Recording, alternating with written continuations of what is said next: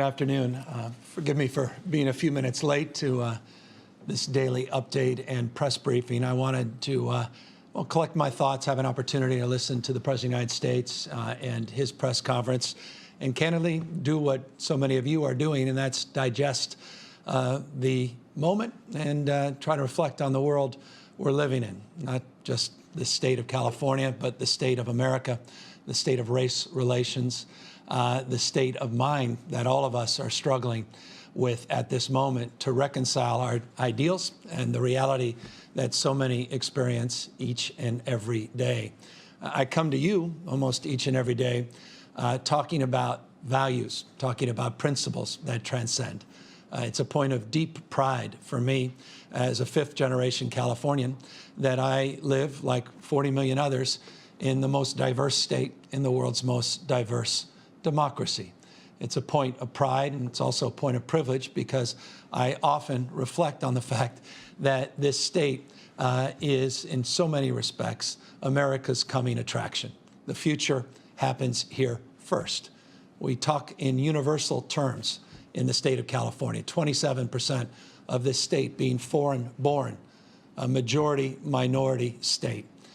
You've heard me on ad nauseum occasions wax on about the lessons that I learned growing up and the impact so many faith leaders had on my life.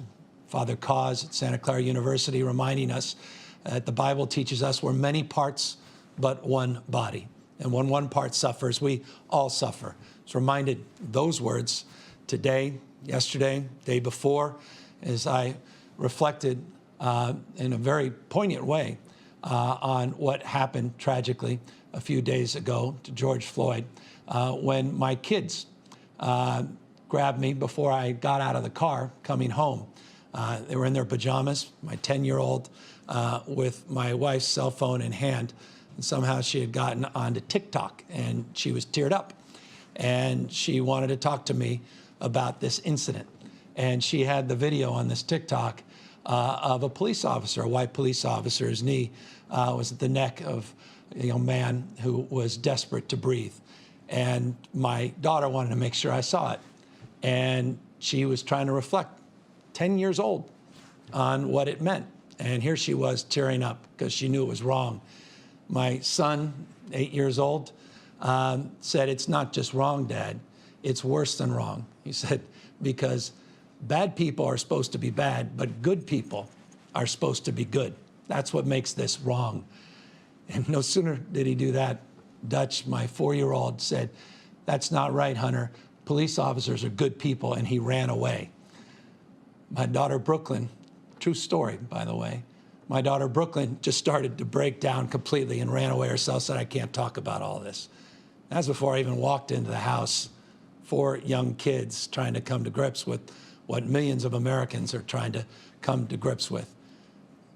Not lost on me the privilege of that conversation. Not lost on me the privilege of being governor, privilege of my background, privilege of that my kids have in terms of their upbringing, the fact that they're white, the fact that unlike so many of their friends, so many of my closest friends, they don't have to raise their kids. I don't have to raise my kids like my friends' kids are raised, and so many other millions of Americans' kids are raised to, be in a car pulled over and we need to put their hands on the wheel, not to go out with a hoodie on, not even curb, have that conversation at my home, but it's a conversation people are having all across this country for decades and decades and decades and decades, and it seemingly just doesn't end. When will it end?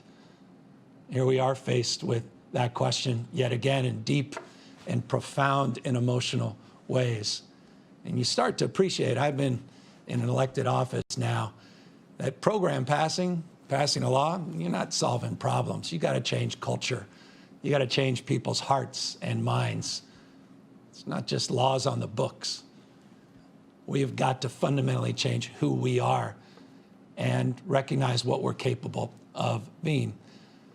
My wife and I, after that incident, my wife, who's been a champion for the cause of equality in this state and in our nation, has written about it, directed a number of documentaries in this space, reminded me about the most foundational value which she thinks we need to express, and that is a recognition that we have a country that predominantly values power, dominance, and aggression over care, empathy, and collaboration.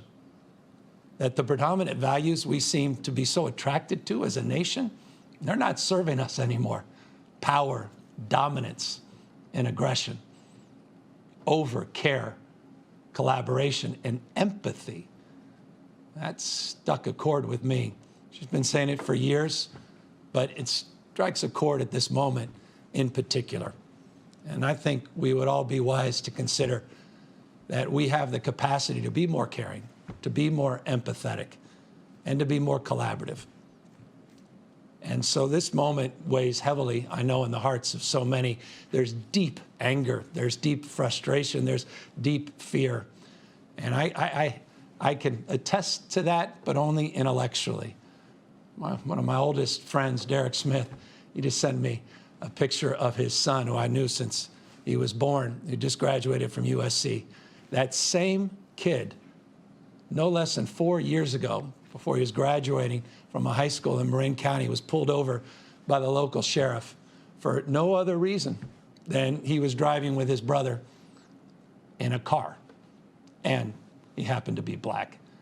I remember Derek calling me in panic, lighting up my phone saying, need to talk to you, need to talk to you.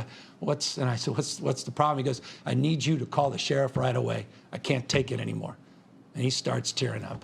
He said, I can't take it anymore, because it's hardly his first experience or his kid's first experience. You know, just that wasn't caught on videotape. That was just a day in the life of that one child and just another family. Happens every single day all across this country. We are so much better than that.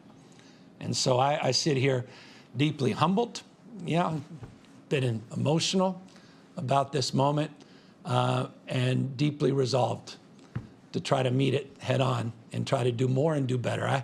I couldn't be more proud of this state in that space. I talked to Dr. Shirley Weber today. She reminded me it was 1 year ago today that the California Assembly passed a landmark police use of force bill, AB 392. It was a year ago today that passed the Assembly. And how proud we all were of her and a coalition behind her that included law enforcement, that met that moment a year ago to work together across their differences in a collaborative spirit to recognize that we could do more and do better on the issue of training our police officers on implicit bias.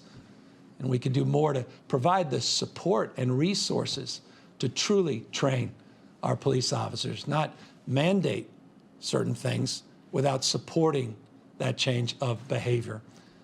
We've made a lot of progress in the state, but my gosh, I was reminded again even this morning, incident down in San Diego, a young man on a bench. Details of that are insignificant in the context of the totality and the magnitude of incidents of that kind that persist all across this country that are not part of the conversation on the nightly news. So our hearts go out to George Floyd and his family, of course. The entire community that has been torn asunder, absolutely. But we have to be more resolved now than ever to do more and be better as human beings, as parents, as leaders in our own right, and to model better behavior and soften the edges and make, in the spirit of Dr. King and Kennedy, to make more gentle the life of this world, because it was King, just like Father Cause, that reminded all of us that we're all bound together by a web of mutuality, that we're all in this together. There's no leak on your side of our boat. And so in that spirit of the Commonwealth and that spirit that defines the best of our state, the best of our nation, and what we promote and what we promise, I hope we can all just practice a little bit more and lean into this moment and make this moment more meaningful, not just in the spirit of a young man whose life was taken away, but in the spirit of so many lives that are impacted every single day through structural racism and through our incapacity as a society to wake up to the realities that persist all across this state and all across this nation. Institutions, large and small, that fundamentally have to change, not least of which are criminal justice institutions. We can do more, we can do better, and so forgive me for being long-winded.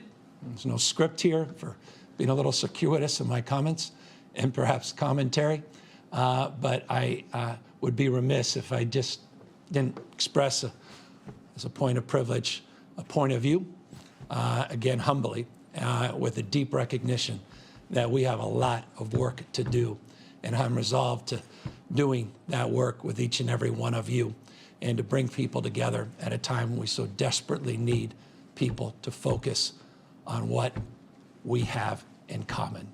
And my gosh, is that overwhelming, what we have in common.